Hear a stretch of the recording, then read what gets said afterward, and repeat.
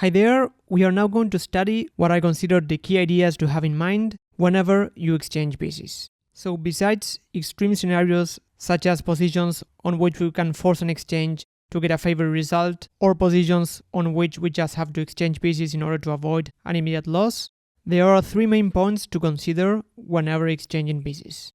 The first is the material balance. So all other things being equal, we will try to exchange pieces of weaker value in order to gain a material advantage after the trade. So for example, in this position, white would normally be happy to exchange a knight for a rook, because unless black has a very concrete compensation, white will gain an advantage after the exchange. But here in this position, white is not able to do that. So here comes the second important idea when exchanging pieces. If we exchange pieces of equal value, we need to aim to exchange pieces that are worse or at least equal than our opponent's pieces. Here this position is very complicated, but we can see that black's rook on c2 is very active. It's attacking on g2 and on a2. White also has some interesting counterplay. White has some pressure on f6 and might even plan to take on e5 sooner or later to activate the rook. With that in mind, we could have considered a move like g3, stopping this idea of taking on g2 because white doesn't want to have his king attacked. But white's player, Robert James Fisher, had a very clear style of playing, and I really liked the move that he played in this position, which is the move rook to d2. The point is that white's rook on d1 is white's worst piece. It was just very passive, just defending this d3 pawn. So white is just inviting black to exchange a good rook for a bad rook. And in this position after the trade, white got rid of this annoying rook on the second rank, and now is planning to get some counterplay after taking on e5, activating this rook. So white is doing fine here, the position is still complicated. Black also has some ideas to attack, for example this pawn on d5, but in the end, after a complicated game, white managed to win the game. Black could have considered defending the rook, for example playing rook g to c8, and the position is still quite complicated because white also has this pressure on f6, but this was an alternative. In any case, the move rook to d2 is very strong because it is offering a very favorable exchange. Now maybe you consider the move rook to f2 in this position, which might look very similar, but this is actually not a good move because here white is just trying to exchange the rook on f1 for the rook on c2. And the rook on f1, as I said, was much better than the rook on d1 because white was planning to take on e5 and activate the rook. So here black could have even taken on f2, and after taking on f2, even here black might consider taking on f4, but the main point is that white wants to exchange the rook on d1 and not the rook on f1 because the rook on f1 was much better than the rook on d1. Now the previous position was pretty clear, but sometimes it might be a bit harder to identify when a piece is strong or not. So we are already analyzing more advanced positions. Now in this position, normally this knight on d6 is very strong. It is on black side of the board, but black has just placed the pieces on squares on which the knight cannot attack them easily.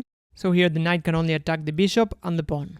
In this position it is black to play, but if it was white to play, taking this bishop on e8 wouldn't make a lot of sense because this bishop is extremely passive there, it cannot move. But here black played a very interesting move f6. And this might look like a quiet move, but black has a very concrete idea in mind. So for example, if here white plays any move, let's say g3, then now this bishop, which is very bad on e8, might become very strong after coming to h5. First of all, we are pinning this knight, and we are putting pressure on e5. So we might sooner or later plan to take on f3 and then take on e5, undermining the defense of the knight. So we can see how the whole situation changed in one move, and black's bishop is not a bad piece anymore. Now having said that, white could have played something better here, for example rook to e1, breaking this pin after bishop to h5, and then the game could have continued. White is still doing fine here. But here white considered that this bishop was going to be as strong as the knight. That's why here Capablanca decided to take on e8. So after taking on e8, we get this position on which white is putting some pressure on the queen side. And black only has one good piece here, which is the knight on d5. But even in a really bad case scenario, this bishop on f1 might consider taking this knight on d5. So white is still having the better position here. So keep in mind this idea that a piece might be bad or might seem to be badly placed, but it can change from one move to another. So when evaluating a piece, don't only evaluate the current situation of the piece, but the potential to improve that the piece might have. So these are two common ideas to judge whether a trade is good or not. And here comes another very important idea that is often ignored, which is that we need to evaluate the resulting position after the trade. Now even here, after taking on e8, we see that black doesn't have any clear counterplay. Whereas in other positions on which we allowed bishop to h5, for example g3, after bishop to h5, now black has a clear plan, which is to put pressure on e5. So the resulting position here, at least from a practical point of view, is a position that is much easier for black to play. So after taking on e8 and taking on e8, here we get another trade, white took on f6. So if we use the first two criteria, this move wouldn't make a lot of sense, because we are exchanging a pawn on e5 for a pawn on f6. This pawn is even more advanced than the pawn on f6, so we're changing pieces of equal material and even a pawn that might even be stronger. But the main point is that black has to take back on f6, and as we'll see, the resulting positions are going to favor white. This is again a more advanced concept. We are already analyzing exchanges quite deeply, and this is even a world championship game, but I'm confident that we can understand these ideas. So here black has three ways to take the pawn. If black doesn't take the pawn, then white will gain a material advantage. First of all, if black takes with the knight on d7, then white might get this square on e5 sooner or later. White might even play the move knight to e5 straight away. So we see that this capture on f6 changed the pawns. It changed the pawn structure. So now we see that this pawn on e6 might become weak. The knight also gets this very nice square on e5. So white is doing very well here. Another alternative was to take with the knight on d5. But as we spoke previously, the knight on d5 was black's best piece, so going to f6 would worsen the placement of the knight, and white will still get some pressure on the pawns. White might play a move like rook to e1 or b5, as was played in the game, and we see how white is the one trying to attack black's pawns, so white has a very comfortable position here. Even this bishop might look passive there, but it can get active in one move. So it is not a bad piece at all. It might come to c4 to put pressure on e6. So white has a great position here. And the last option is the move that was played in the game, which is taking with the g-pawn. And this has a problem that it has weakened the pawn structure on the king side. So black's king is going to be more exposed now. This move, it has the advantage that it controls e5, but on the other hand, it weakened black's king a little bit, and in the end, white even managed to get a winning attack on black's king. White still also has this idea of playing rook to e1, putting pressure on e6. So after taking on f6, white can improve the rook on d1, which was also fairly passive. So this exchange of pawns can only be explained by analyzing the resulting position that we get after the trades. Let's analyze another position. Here it is black to play, and we see that this knight on f6 might look intimidating at first sight, but on the other hand we see that it is attacking a pawn on h7, which is being defended by the king.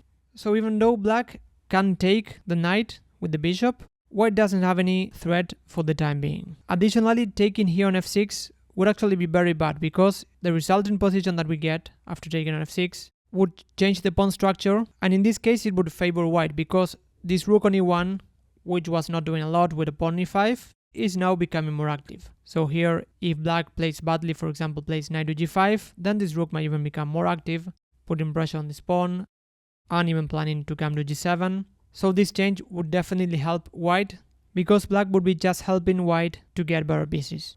With that in mind, and knowing that black might take on f6 later in the game, because that knight doesn't have any future so far, black played the move rook a to d8, activating this rook that was really bad on a8, and after rook a to d1, here black exchanged rooks. It was not forced, but it was interesting because black really wants to play against this knight. So after taking on d1 and taking on d1, black continued with rook to d8, and after rook to d8, bishop to d8, black is just keeping this option of taking on f6 at a more favorable time. And the position is already complicated for white, but here white misplayed and played the move knight to e3, and after f4, which is a very strong move, white cannot take on g4, because after h5, this knight doesn't have any square, and black will win material. And here white continued with knight to d1, and only then black took on f6, because the idea is that after bishop to e4, now black is getting this trade under much better conditions. First of all, black can play the move bishop to e4, which wasn't possible with the rook on e1. Now we are attacking this pawn on c2, And even this pawn f6 with fewer pieces is actually a weakness. Black can even maneuver with the knight and try to capture that pawn. So black is already winning pawns. Black also has a more active king with fewer pieces on the board. That's normally very useful. So keep in mind this very important idea. The pieces that we exchange are going to leave the board. So ultimately, what really matters when we consider an exchange is the resulting position that we get, and not only the pieces that we trade.